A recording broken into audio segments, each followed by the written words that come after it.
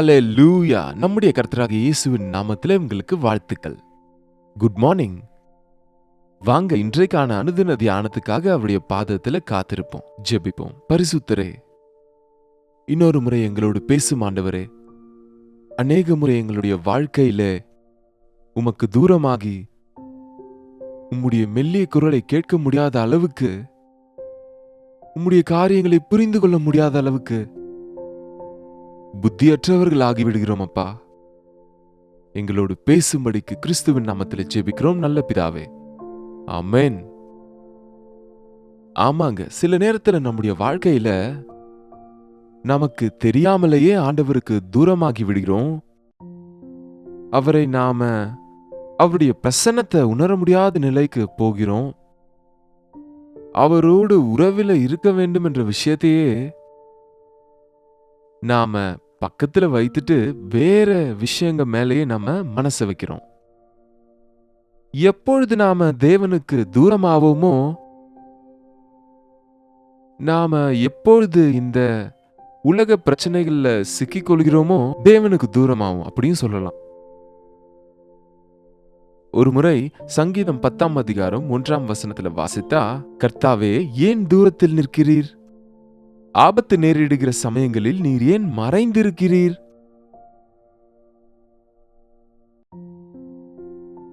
தூரமாக ஏன் நீங்க நிக்கிறீங்க என்று ஆண்டவரை கேட்கிறாரு. ஆபத்து காலத்துல ஏன் மறைந்திருக்கிறீங்க என்று ஆண்டவர் சொல்றாரு. அன்புள்ள ஆண்டவர் நீங்க ஆபத்துல இருக்கும்போது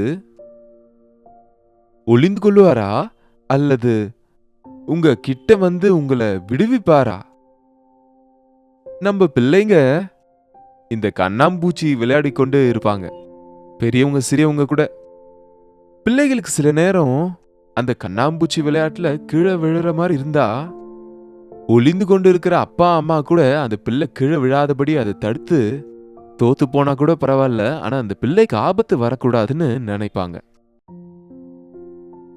நாம இந்த உலக ரீதியான அப்பா அம்மாவே நம்ம பிள்ளைகளை இவ்வளவு நேசித்தா, நம்ம பரம தகப்பன் நம்ம பட்சத்துல எவ்வளவு அக்கறையோட இருக்கிறாரு. பின்பு ஏன் நாம ஆபத்துல முறையிடும் போது தேவன் நமக்கு பதில கொடுக்கல என்று நினைக்கிறோம். That's not true. அது நிஜம் அல்ல. நம்ம அப்படி நினைச்சுக்கிறோம். நாம நினைக்கிறதெல்லாம் கரெக்ட் இல்ல இல்லையா?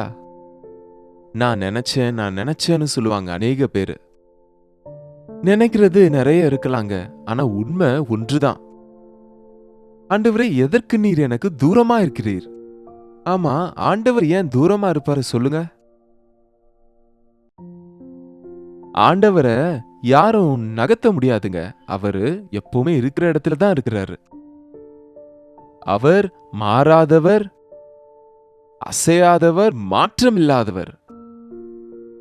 அவர் எந்த வார்த்தையை சொன்னாரோ அந்த வார்த்தையில நிக்கிறவருங்க. வாக்கு கொடுத்து நிறைவேற்றுகிறவர், வார்த்தை மாறாதவர். அவர் நான் இருக்கிறவர் என்றவர். அவர் ஸ்டாண்டர்ட்ஸ்ல எப்பவும் மாற்றம் இல்ல. நம்மை போல எப்படி வேணாலும் அப்படி மாறுகிறவர் இல்லங்க நம் தேவன்.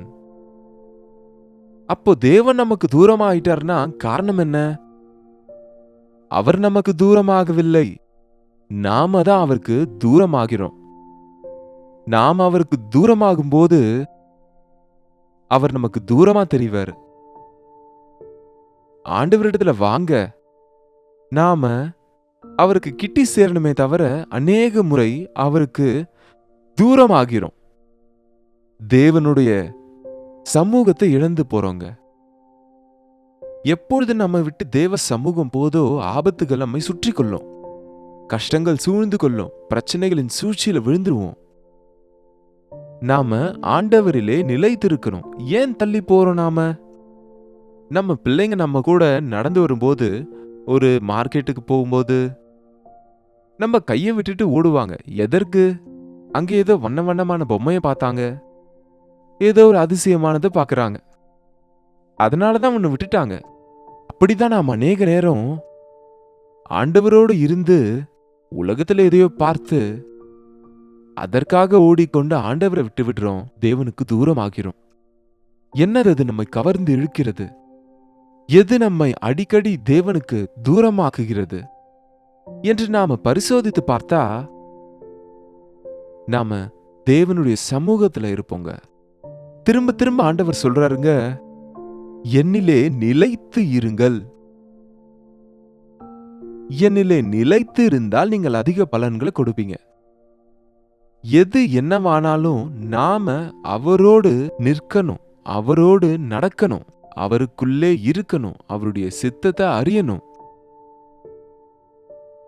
யோவானின் சுவிசேஷம் 15ஆம் அதிகாரத்துல 4வது வசனம், என்னில் நிலைத்திருங்கள், நானும் உங்களில் நிலைத்திருப்பேன்.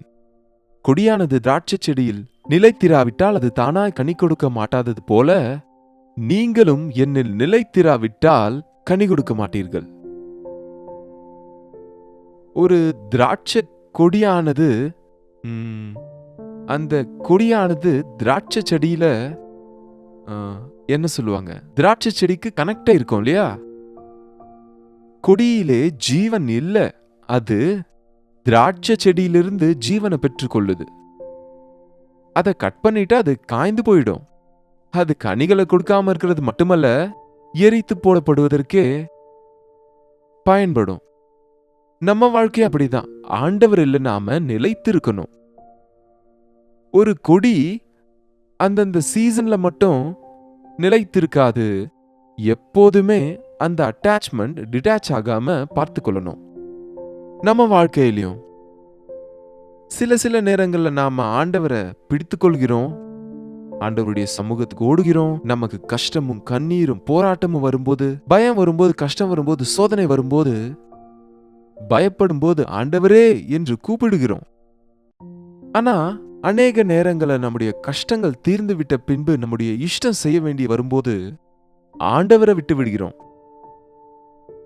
ஆண்டவரை விட்டு விடுறவங்களுக்கு கஷ்டங்கள் பெருகும்.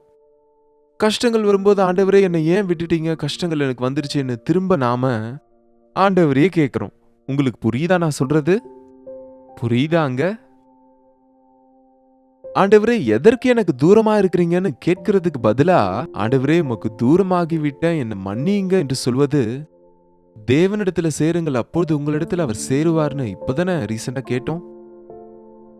தேவனுடைய சமூகத்தை தேடுகிறவங்களா நாம இருந்தா இந்த உலகத்தின் எதுனாலையும் நாம ஈர்க்கப்படுறவங்களா இருக்கக்கூடாது. நாம அநேக நேரம் என்ன நினைக்கிறோம்னு சொன்னா, நாம வாசித்ததுல கொடி திராட்சை செடியில் இணைந்திருக்கும் போது தன் இஷ்டம் போல செய்ய முடியாது. தான் கனி கொடுக்கணும்னு நினைக்கும் போது கொடுக்க முடியாது. அதுல இலைகள் வரணும்னு நினைக்கும் போது வராது. அந்த கொடி அந்த திராட்சை செடியில இணைந்திருக்கிறதுனால, அதுல இருந்து அது ஜீவனை பெற்றுக் கொள்கிறதுனால, ஒவ்வொரு கனிக்கும் மரத்துக்கும் ஒரு சீசன் இருக்குங்க. எல்லா நேரமும் வருஷம் முழுசும் கனி தராது இல்லையா? ஒரு சீசன்ல நிறைய கனி கொடுக்கும், மற்ற சீசன்ல அது எப்பவும் போல இருக்கும். சில நேரத்துல சில மரங்கள்ல இலைகள்லாம் உதிர்ந்து வெறுமனே இருக்கும். அதனால மட்டும் அதை ஆண்டவர் விட்டு விட்டார்னு அர்த்தம் இல்ல இல்லையா? அதனால மட்டும் அந்த கனிகள் இந்த சீசன்ல கனி இல்லாததுனால மரம் வேஸ்ட்னு சொல்லக்கூடாது இல்லையா? அப்படிதான் நம்ம வாழ்க்கையிலையும் சில நேரங்கள்ல நாம வெறுமையாக இருந்து விடுவோம். எதுவும் நடக்க மாட்டேங்குதே, ஆண்டவர் எனக்கு ஒன்றும் கொடுக்கறது இல்லையே, ஒன்னும் ஆகல எனக்கு என்று அநேகர் இன்றைக்கு தேவனை விட முன்னமே நமக்குள்ள நாமே உடனே பலன் கொடுக்கணும்னு ஆசைப்படுவோம்.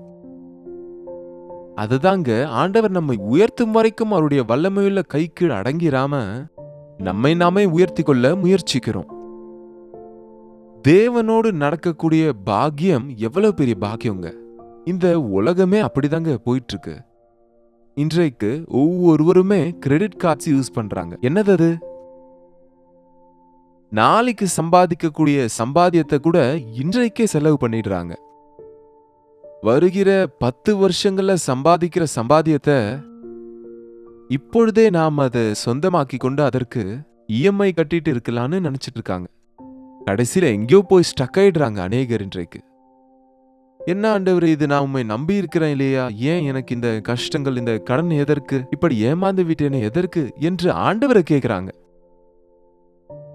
என்னை கேட்டு செய்தாயா, என் ஆலோசனை எடுத்துக்கொண்டியா, என் சித்தத்தை அறிந்தாயா என்று ஆண்டவர் சொல்லுவார். ஒன்னு மட்டும் நினைச்சுக்கோங்க, உன்னை விட்டு விலகுவதுமில்லை கைவிடுவதுமில்லை என்று சொன்னவர் அங்கேயேதான் இருக்கிறாரு. உன்னை போலவே நேசிக்கிறாரு. உன்னை எப்பவுமே நேசிக்கிறாரு.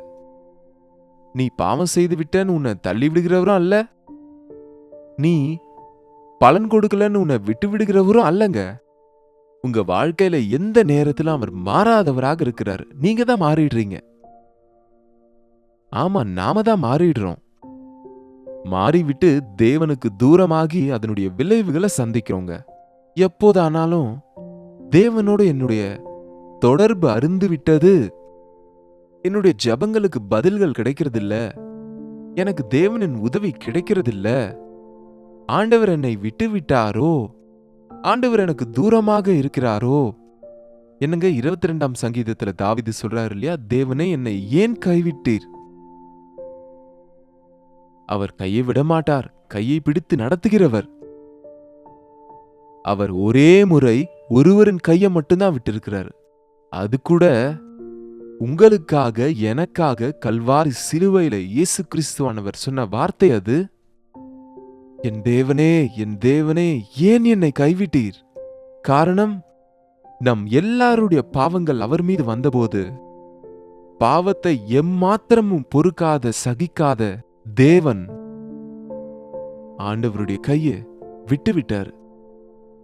தனி ஒருவராக இயேசு கிறிஸ்து நம்முடைய எல்லார் பாவங்களையும் சுமந்தாரு, நமக்காக சிலுவையிலே மரித்தாரு.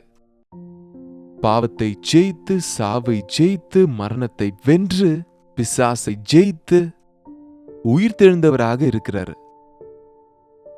அதனாலதான் இயேசாண்டவர்னா எனக்கு ரொம்ப பிரியம். என்னுடைய பாவத்தை சுமந்து எனக்கு விடுதலை கொடுத்திருக்கிறாரு. உங்களுக்கு இருக்கா அந்த விசுவாசம்? உங்களை விட்டுற மாட்டாரு. உங்களை விட்டு விடாம இருப்பதற்காக தகப்பனால கைவிடப்பட்டார் ஆண்டவர். உன்னை விட்டு விலக மாட்டேன் என்று சொன்ன ஆண்டவர் நமக்கு இருக்கிறாரு. காரணம், பாவம் என்பது ஆண்டவருக்கும் நமக்கும் நடுவுல வரும்போது தேவனுக்கு தூரமாகிறோம்.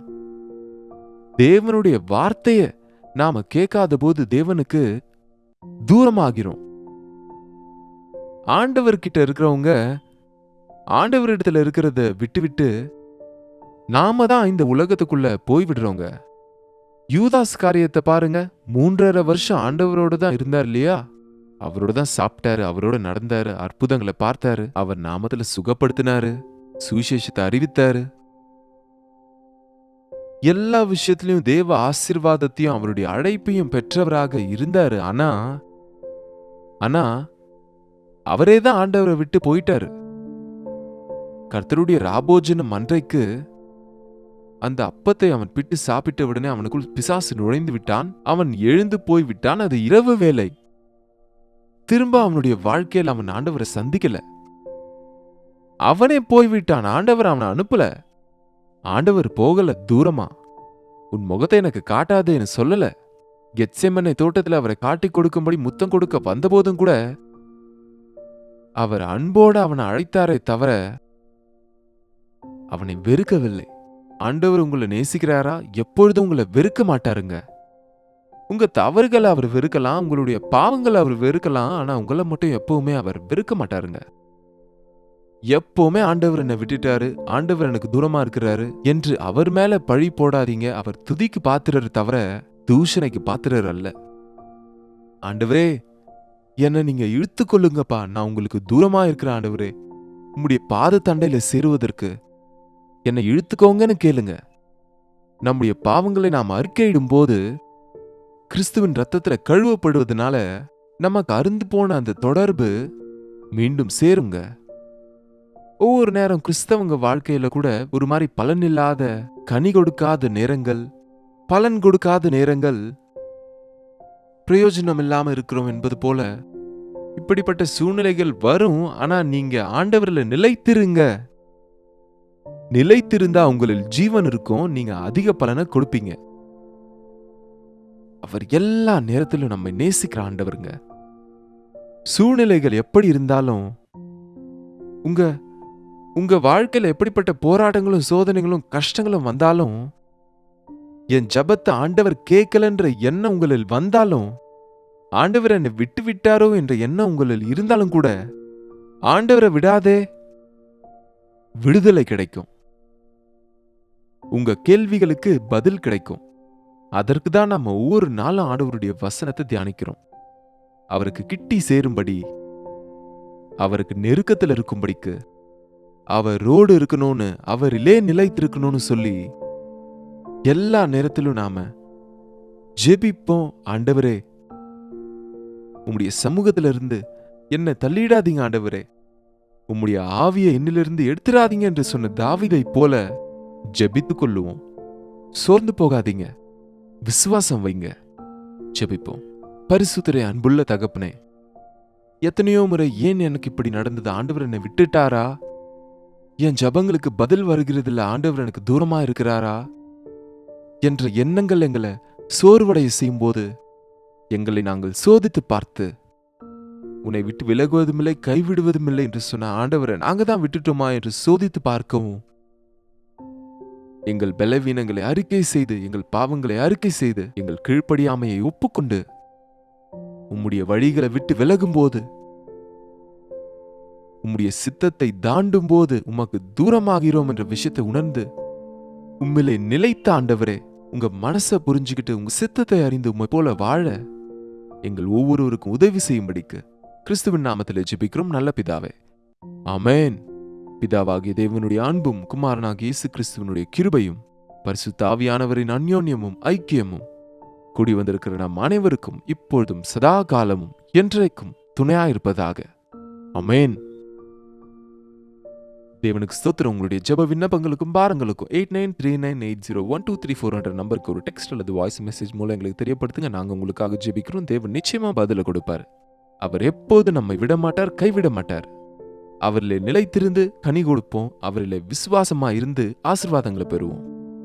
கர்த்தருக்கு சித்தமா இருந்த நாளைக்கு இதே நேரத்தில் அனுதின தியான நிகழ்ச்சியில மீண்டும் உங்களை கர்த்தருடைய செய்தியோடு சந்திக்கிறேன். அதுவரை கர்த்தருடைய கிருபை உங்களுக்கு துணையா இருப்பதாக.